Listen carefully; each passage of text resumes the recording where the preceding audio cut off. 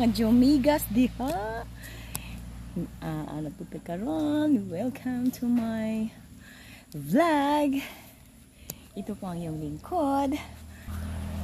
Pilipinang makulay ang buhay.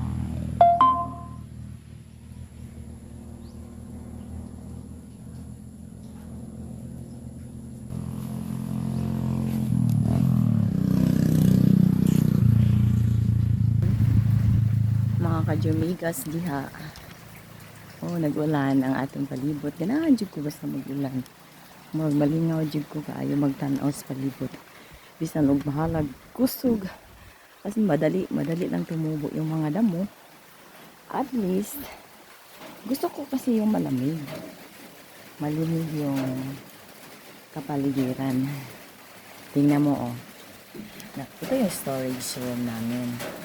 Yan o, dali kong namin ako yung dalawang bisikleta. So, may mga pala. Meron akong basic lawnmower. Diyan. Yan. Yan kasi at nangunga ako ng saging bugtok. Pinipilian ko lang guys. Ayun o, may bugtok dyan. May sira ba? Alam mo ba yung sakit ng saging ngayon? Na hindi nakakain. Parang pero may naano pa rin, may napipili pa din. Sayang din naman eh. Kung itatapon mo lang yung isang buong bulig. Ayan. Dito muna ako ngayon guys. Since nakakuha ako ng saging, dito muna ako sa ilalim ng lemon tree where my wood stove nakabutang. Diba? Ano naman ang life buhay probinsya guys. Tapos since meron akong nakuhang saging, ayan o. Yan, napilian ko na yan. Walang sira. O, isasain ko lang.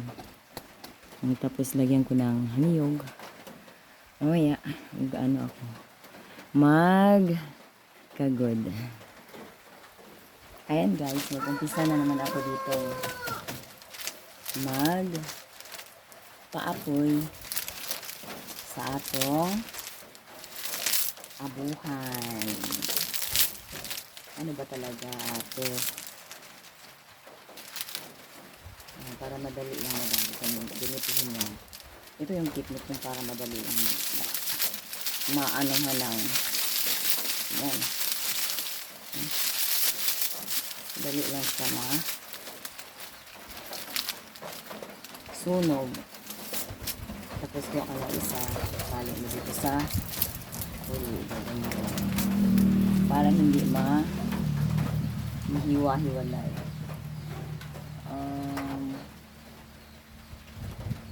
Kuha ko ng bukong para mayroong panangga ko dito kami nagsasaing ng kanin kaya meron pang apoy na konti.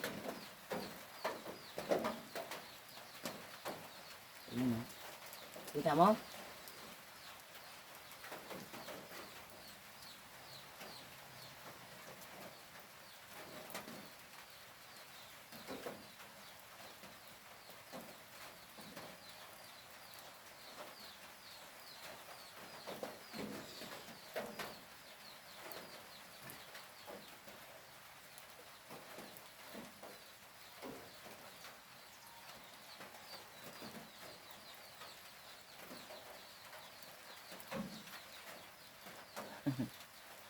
Hindi mo kailangan i-blow ng malakas kasi kapag i-blow mo ng malakas, hindi siya makakuha ng apoy. Kasi konti lang naman yung bagay.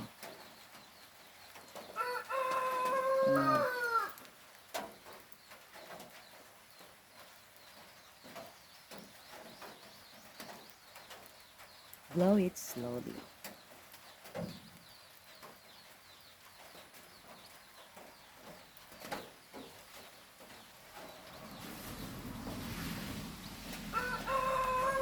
Ayan, di ba? Lumaki na yung usok.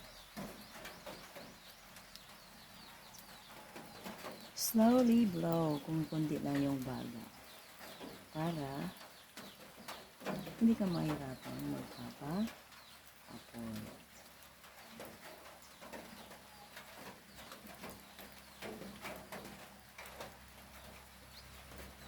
go. Eh, yeah, yeah, yeah.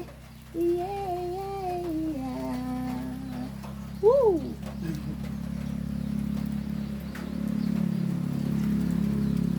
Galing lang yun dito sa liit na to.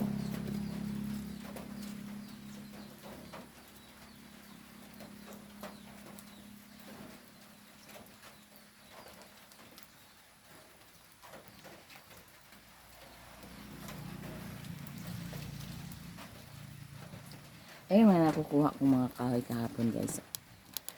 Yan, dyan sa may ilalim. Madami pa naman pero ganyan talaga yan. For rainy days. Kapag maganda yung panahon, kukuha ka ng mga panggatong habang maganda yung panahon. Para pag masama yung panahon, ay handa ka na.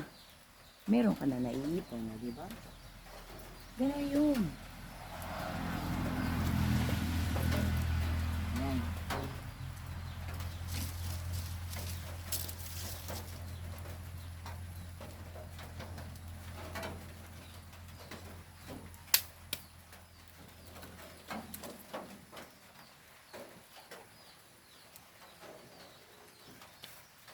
Hindi naman ako maarte guys. Hindi din naman ako suplada. Suplada lang ako sa mga taong ayaw sa akin. Hindi mo naman maiwasan yan eh. Talagang mayroong taong ayaw sa'yo eh. Hindi mo maano yun. You cannot please everybody. Oh. Ano yun? English ba yun? May konti naman akong alam sa English. Konti naman. Ayan. Meron akong apple. So ito, lalagyan ko na ng tubig. Diyan lang muna kayo ah. Ito na. Oo, meron akong tubig. Kaya sa palayo. Ang kagandahan kapag mayroon kang ganito na stove guys. Convenient ka lang makaluto ng kahit ano. Na hindi na kailangan ng LPG. Kasi yung LPG, okay lang yun sa loob ng bahay. Magluluto ng ulam. Pag dito kasi, bawa mag-ihaw ka, may talong, iihawin mo. Maganda talagang dito mo iihawin sa may wood stove.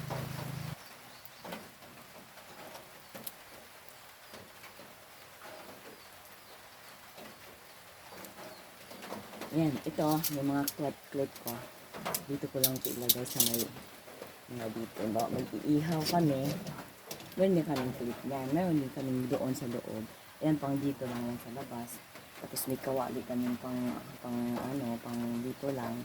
At may kildero din kaming pang dito lang.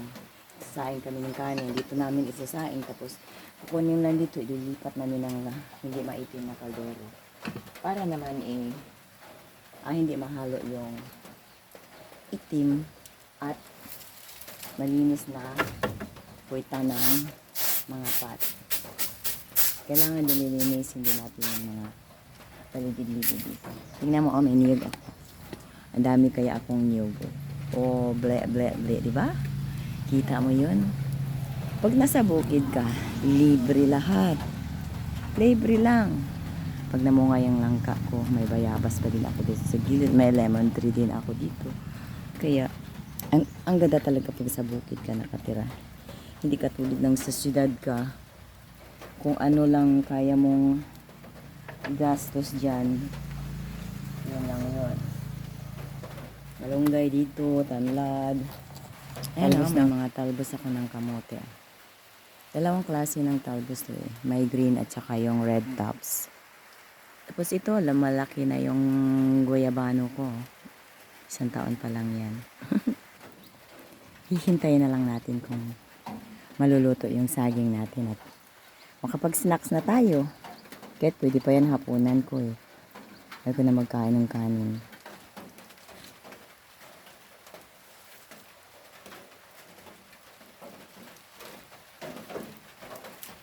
Hindi yung kahoy dito na. Ito na lang. Ilagay ko. Matagal na ano.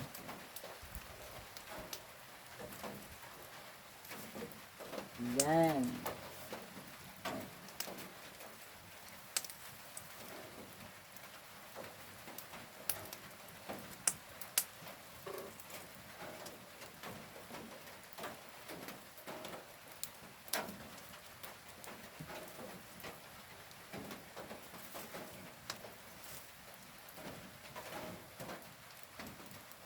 Do you need some?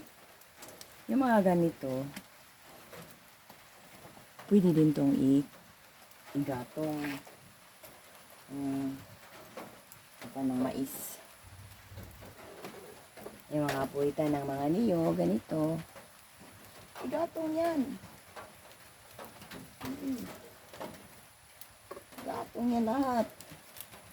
Huwag mo itapon. Kasi mapakinabangan mo pa rin yan. Dito. Sa wood stove ko. Luto natin okay. Masak guys. So, yum yum. Yum yum. Kain na na.